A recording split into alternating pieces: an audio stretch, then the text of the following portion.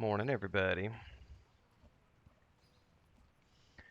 So we're starting with one of my favorite topics from the weekend, which is this rumor that started going around a few days ago that Hasbro was selling D&D. What's up, Bubbaloni? Good morning.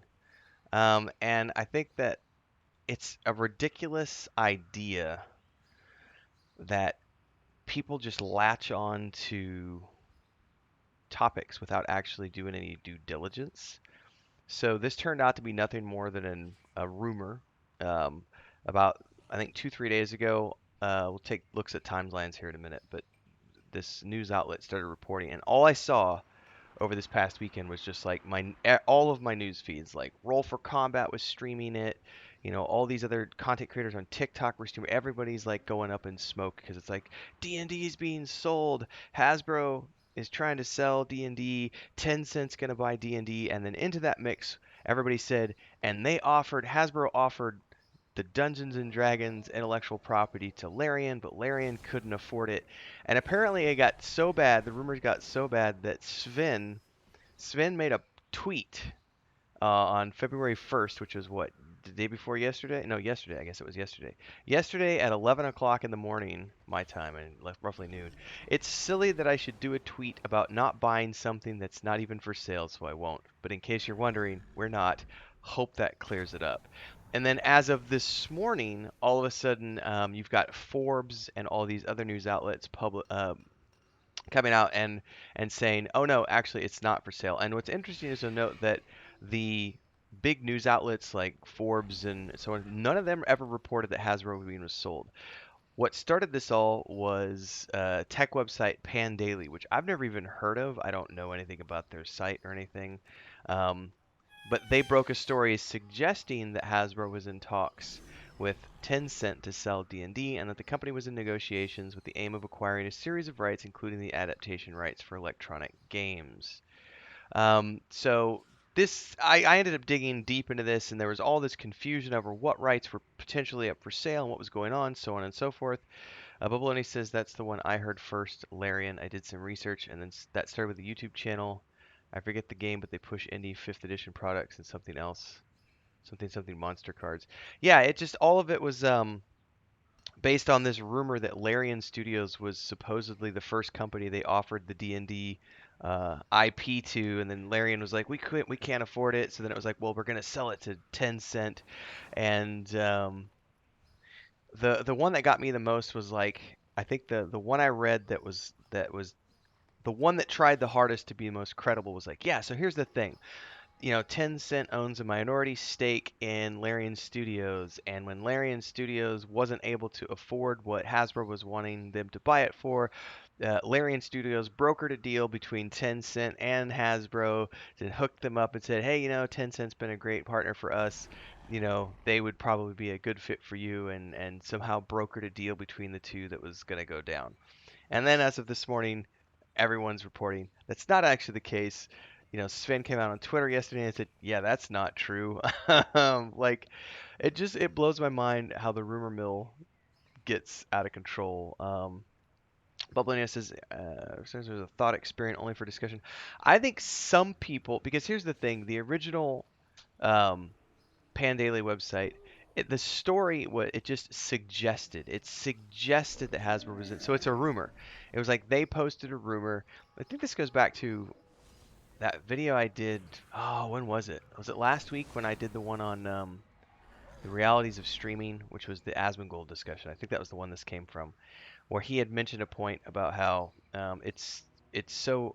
No, that wasn't it. That wasn't it. It wasn't it. It was the one I did. The Riot game director talking about Pal World. That was yesterday.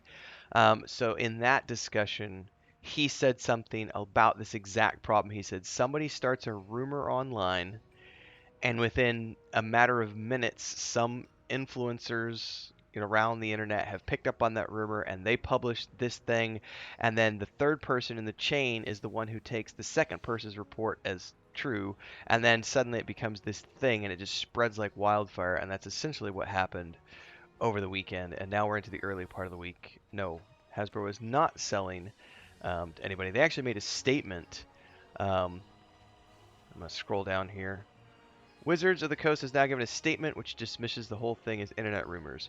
We regularly talk to Tencent and enjoy multiple partnerships with them across a number of our IPs. We don't make a habit of commenting on internet rumors, but to be clear, we are not looking to sell our D&D IP. We will keep talking to partners about how we will bring the best digital experience to our fans. We won't comment any further on speculation or rumors about potential M&A or licensing deals. It says here, Wizards' comment doesn't explicitly state this, but it seems to imply that any talks with Tencent are about existing partnerships, not D&D at all. It says they partnered in 2018 with Tencent to bring Magic the Gathering to China. And according to that press release, the deal also included publishing of future games based on the strategy card game on mobile, PC, and console platforms. So they said, this is Wargamer, by the way. I like Wargamer's site if you haven't been here before. They do mostly tabletop stuff.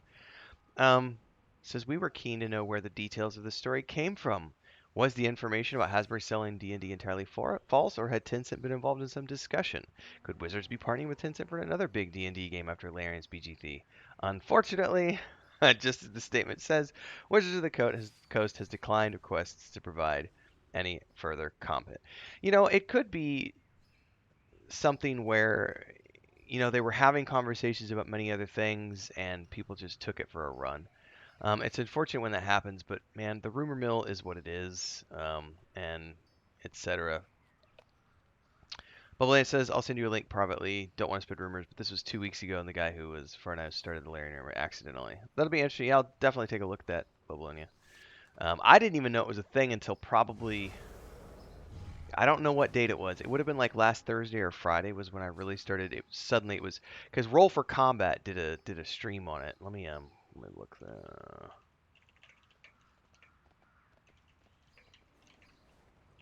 Because they were the ones that popped up in my feed. Yeah, that was 2 days ago. They popped up in my feed streaming about it. But I think even before that, I had started just getting the rumor mill was like brum brum brum brum brum brum, just churning stuff out like Hasbro's selling to Larian and Larian doesn't have the money and all this other stuff. It's like it's crazy. It does bring to mind what I'd love to know what Larian's working on next, like many other people, because Sven did make that post, um, a couple weeks back that he had finished writing the first like draft of what he'd been, what they're gonna be working on next, and everyone like wants to know what it is. It's gonna be good. But I mean, the thing with Hasbro and D&D is that there are so many complexities, um, because there's licensing for books, then there's video games, then there's tabletop, then there's virtual tabletop. There is Magic the Gathering, there is miniatures, there are the box sets, the board games, like there's the film franchises, there's the TV rights. There's a lot going on and it wouldn't just be, I mean, a blanket sale of D&D would be a multi-billion dollar purchase. That's not a small thing. But when he says, had too much to drink at the Red Lobster, now the rumor's getting around like the blades of a helicopter. Beastie Boys. We'll see. That's the first rumor out of the gate this morning that made me chuckle. I wanted to hop on and chat about that. I didn't talk about it at all over the weekend because I hadn't found any credible sources. It was like it was being rumored, but not anything serious. So this morning when I started seeing Forbes and everywhere else, it was like, okay, now it's actually something legit is coming out. But he says the crazy thing is that the 2 weeks old video goes out of its way to explain it as a thought experiment only. Yeah, but yeah, people are people. Let's just put it at that. I don't. That one makes me chuckle because people are people. Everything gets spun out. It would be an interesting thought experiment, though. I'll definitely look at that when you send it to me and take a listen to it. Like if someone were to buy the rights to the brand and the brand stewardship, who's the best possible buyer?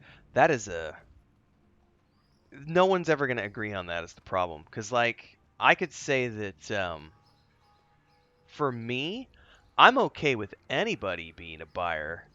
Um, if they're gonna like, because Larian has shown in the not Larian, sorry, Tencent. I feel I haven't looked at anything they've done in the past few years, but back when we were pitching to investors, for the Saga of Lucemia. Tencent was regularly in the conversation as a company that bought other companies and was like the unicorn possibility of what would happen if your company were to get purchased. The investors want to see an exit strategy so that if something like that were to come along. So we were using one of several case studies we looked at was Tencent coming in and the way they were extremely hands off in their approach. So Tencent traditionally has been very good about just buying a minority stake in a company and then just letting them do what they're going to do. I think my favorite purchase of theirs, which I don't even remember, I don't remember if it was a minority stake or not. It might have been a majority stake, but it was when they came in and bought. Um, I want to say it was a majority stake, but it has been a long time, so don't crucify me if I get the details on this a little wrong. Grinding Gears Games, the company behind Pillars of Eternity, when Tencent came in and bought them out, it was literally them going, we don't want to change anything that you're already doing. We want you to keep the same leadership team. We want to keep the same everything in place. What we want to do is buy you, give you a much larger operating capital, and have you develop Pillars of Eternity 2 with that bigger budget and bigger team. And so at the time, they were able to go from like 150 to 250 team members. They were able to grow their team by 100 developers because of the influx in cash. And in exchange for that, Tencent became a minority. I want to say a majority owner. Excuse me. I believe they became a majority owner and received the lion's share of profits. But the company still retained something like a 40% ownership stake and everything. So they were getting still 40% of the income, and they maintained creative control. So it was a very interesting case study in Tencent being a company that theoretically is trustworthy when it comes to buying up other properties because they do have, or they at least have in the past had a reputation for just letting companies do what they were going to do anyway and just giving them money and saying we just want a cut of that pie, which was interesting because that's what THQ did many years ago. Is they used to just go around buying up small independent game studios across Europe, and I think THQ now owns a couple hundred studios under them. And they would buy up these little studios that had only ever produced like one or two games because they were looking at that going, well, if this company's producing, 250,000 euro in annual sales, less taxes, they've got $50,000 of profit at the end of the year. If we own 200 of these little companies and we're getting, you know, $10,000 a year from all of these little companies multiplied by 200. You know what I mean? It's just math at that point that more is better. And they were very hands off in their approach with that. But then he says that's how they got to the Larian conversation, and that's probably pretty damn close if you're talking dream ownership and stewardship. I'd say at the moment, yeah. Um, uh, I would say that Larian would be a good fit. I would also argue that Obsidian Entertainment would be a great fit. Um, and also CD Projekt Red, which has way too many irons in the fire. But I like CD Projekt Red's adult-themed games. Like I really like the way that they do dark, like between The Witcher 3 and Cyberpunk.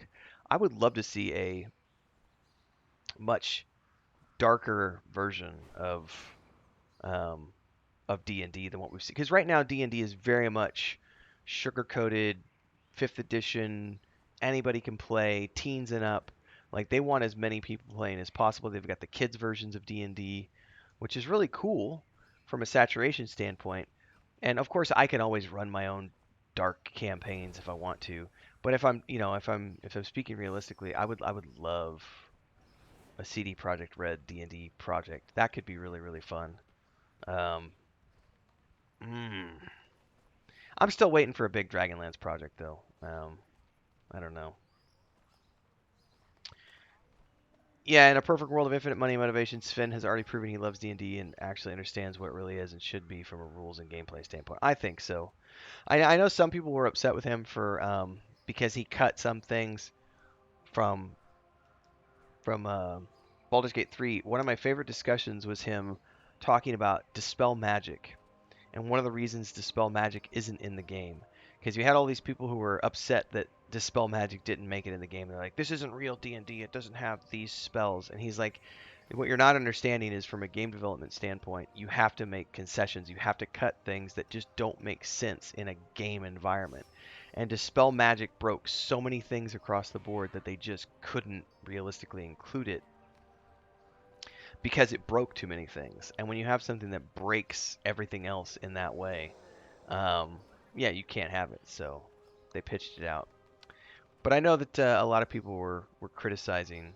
Not a lot, I guess I shouldn't say a lot, but there were definitely the neckbeard D&D fans who were like, no, it must be 100% according to the rules of the game, otherwise it's not an adaptation. I can't think of any other companies that could potentially. Obsidian, CD Projekt Red, Larian all strike me as good companies. Um, Man, if it was the old BioWare that made Knights of the Old Republic, like Neverwinter Nights 1, yeah, I'd be down for old BioWare. But that company doesn't exist anymore, so that's probably a stupid point to bring up. Um, Dispel Magic breaks things that only a DM at your table can judge and account for. Yeah. I think that's also one of the reasons they didn't allow, and I don't know that they ever will allow for the like making your own dungeons with Baldur's Gate 3, because that opens up so many cans of worms with people doing things with abilities and spells that aren't supposed to be done.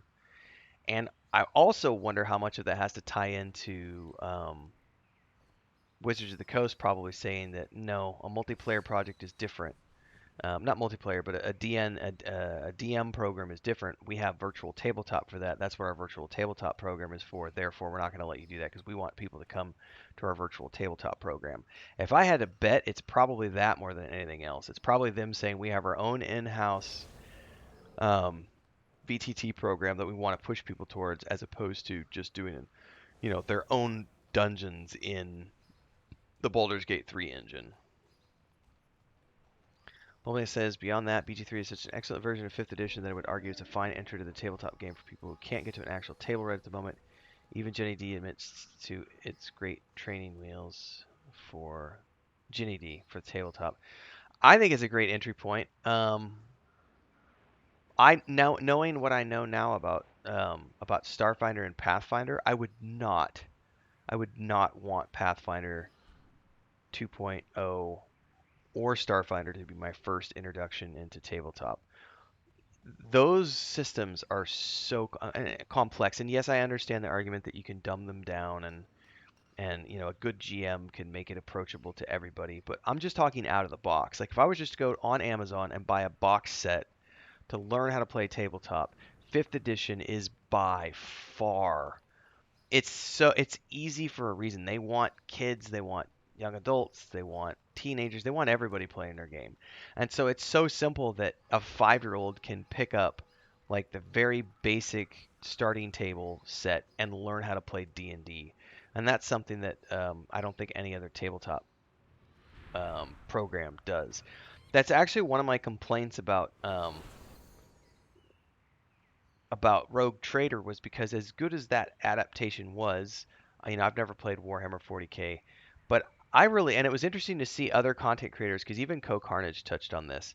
Like one of the negatives to Rogue Trader was, as good as the game was and as rich and deep as it was, they also, for better or for worse, had like no hand holding. And so it was literally me pausing the game to go like watch somebody's video of it on YouTube, or to read someone's description of something, because there was just no explanation for how it worked in game for, like, I would argue, half the abilities. And especially when you got into like the heroic abilities for everybody else, the combat tutorial was extremely simplistic. And if you were playing the game on easy mode, it was kind of enough. But if you were going to play on core difficulty or beyond, they didn't do shit for handholding. And that's an unfortunate reality when you're dealing with people who might otherwise have purchased your game and had fun with your game if it had some sort of tutorial in it. I've also heard, as easy as fifth edition is, there are still people who comment on my videos. I would say I get 5 or 6 a week. It's not too many, but 5 or 6 a week, maybe 10 a week. People who make comments about how they're lost about something in Baldur's Gate 3, but it's generally not because they are new to tabletop gaming per se. Excuse me. It's more just along the lines of they're new to like this type of a game, like in general, like this type of a CRPG. Because there were things that even as good as they did fifth edition, there were things that I don't think there's ever a tutorial in Baldur's Gate 3 as an example for the fact that you can throw objects. I don't remember there ever being a tutorial that says you can throw these things. Like you can pick up and throw this, you can throw other players, you can throw NPCs, you can throw objects, you can throw grenades. You know, you get some grenades in the beginning, but I don't remember there ever being a tutorial. And I could be misremembering that. There might be a tutorial that I just don't remember. But I definitely don't remember any tutorials for like the strategic uses of throw. Or how in some cases you might want to set something down next to something to blow it up. Like when you're down in the Underdark and you're trying to get to near and you've got to blow that wall up. It's like, well, if you chuck something at you're going to kill the gnomes. So you have to actually run up and place it on the ground, which causes the gnomes to run away, and then you can detonate the thing that's on the ground. Like none of those things are explained to people like that well. So, 5th edition D&D is not my preferred tabletop. It hasn't been since the 90s. I'm a Cthulhu guy, but 5th edition was brilliant for teaching the game to brand new players.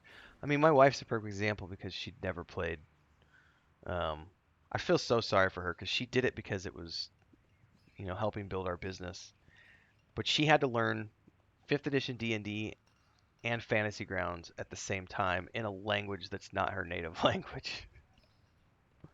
I gotta give mad props to my wife for doing that because that was I mean, she got a very simplified version of it because was definitely like there were a lot of rolls where it was like, don't worry about the complexities of it. Just you need to roll this, get better than this, get more than a 15, and your character's going to do this. And that was the part that was fun for her. So we try not to get bogged down in the weeds too much of rules and stuff.